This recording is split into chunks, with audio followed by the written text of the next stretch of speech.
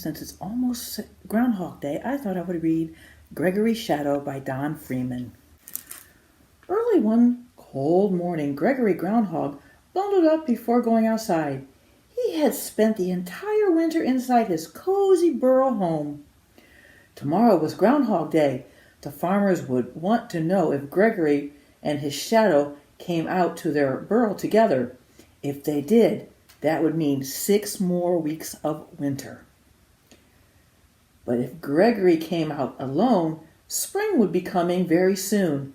"Come, Shadow," Gregory said to his friend. "I can't wait until tomorrow. I'm hungry. Let's go dig up something to eat." Gregory was shy. Having a friend like Shadow made him feel brave. They did everything together. "Sure," said Shadow. "I'll be right behind you."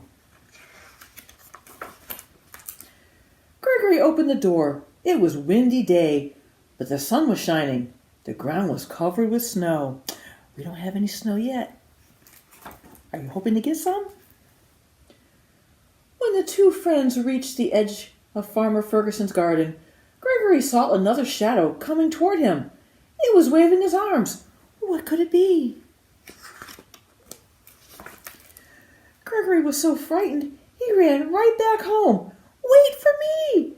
Shadow called out. But it was too late. Gregory had closed the door. He was so scared he forgot about his friend. He pulled the covers over his head and shut his eyes tight. Shadow was left outside. Oh no, poor Shadow.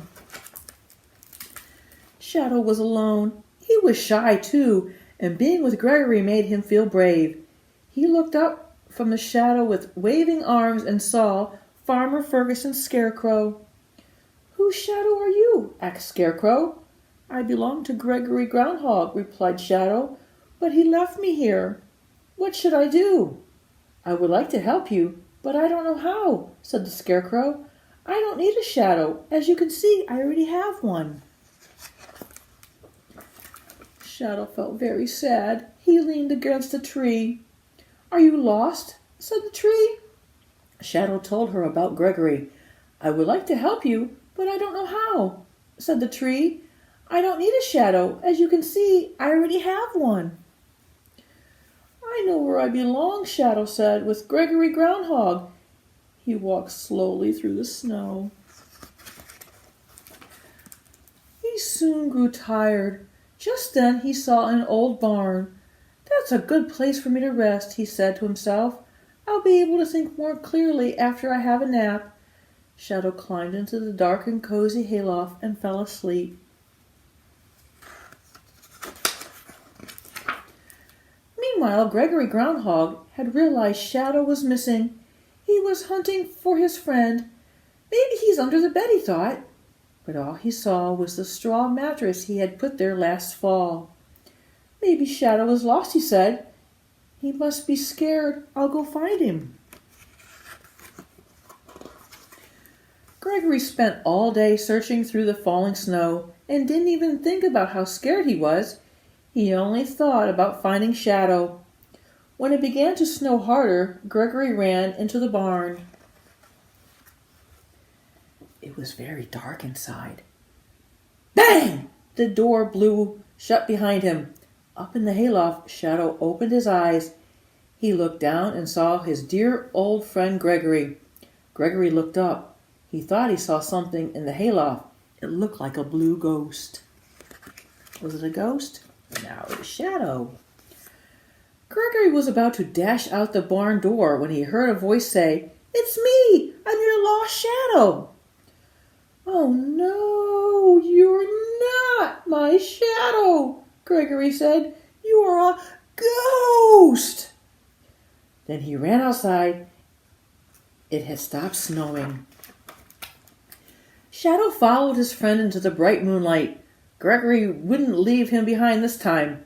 When Gregory Groundhog turned around, he was very surprised.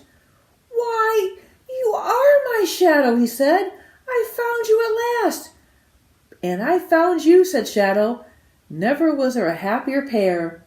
They danced together far into the night. Then Gregory said, "I almost forgot. Tomorrow is Groundhog Day. The farmers will be looking for me."